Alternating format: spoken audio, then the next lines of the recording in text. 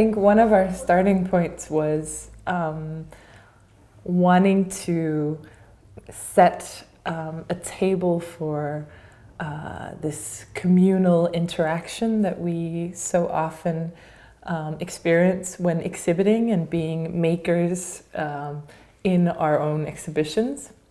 And I think that's how the meal sort of entered as a theme, and everything sort of started from there, from our first meal and our first conversations about echoes of a meal.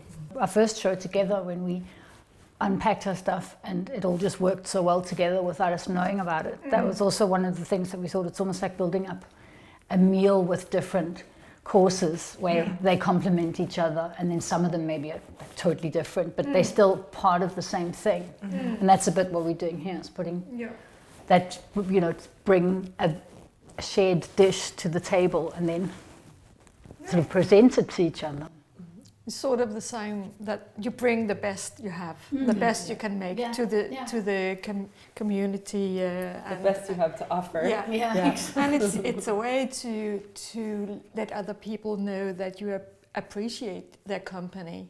So you really want to offer the best you have in you. So both with the food and with the jewellery. So. Yeah, everybody can relate to it. In all kinds of different settings, and I think it will start when they maybe just try and look at some of the jewellery. I think it will start some memories of their own.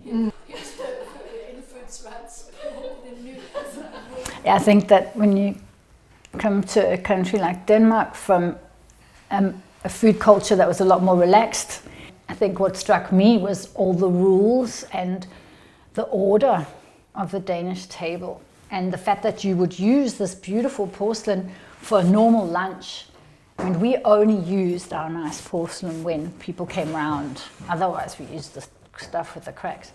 And also the color range, that there's very much white and blue, which is something it almost becomes a comforting thing when you sit down at the table. The pastries and cakes in Denmark all have very specific names. And I made a list in my sketchbook of about 40 Danish cakes.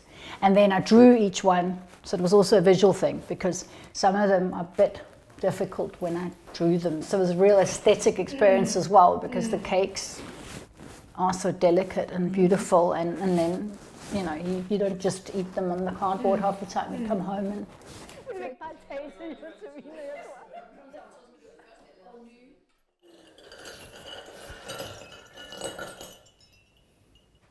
I've been working with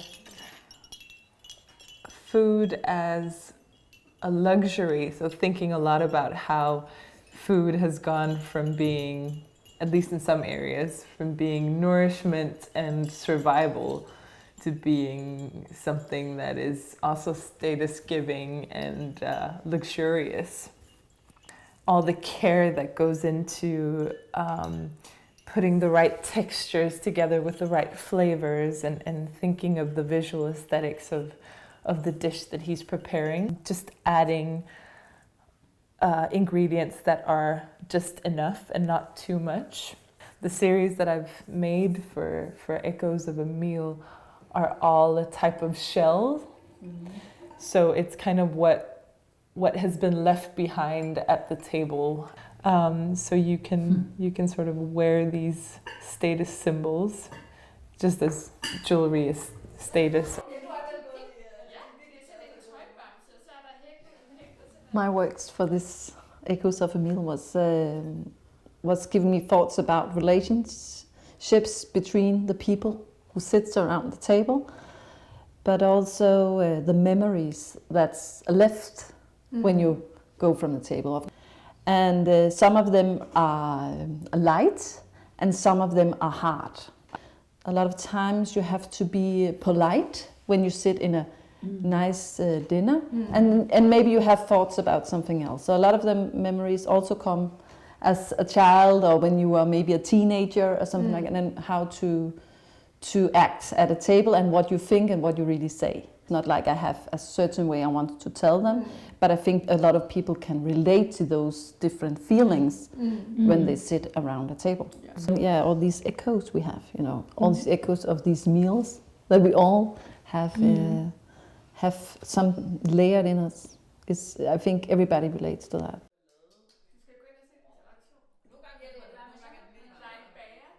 I remember as a child, I would sit here and look at the pattern and see the eye of an alien, or go like on an adventure in the decoration, the movement in this kind of rococo spiral here. Yeah. So for me, there's a lot of fairy tailing in these patterns, and I would be playing with the food, and they wouldn't know.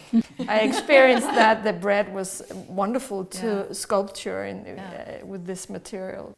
So I would sit there sensing not only the texture, but as well the smell. I think at the meals I started getting aware of smells and texture, and I took it with me into the jewellery. Yeah, it's about sharing a moment and the space and make it very comfortable, and you can sort of rely on each other, that you can share intimate opinions and perspectives. So it's a way to show your love.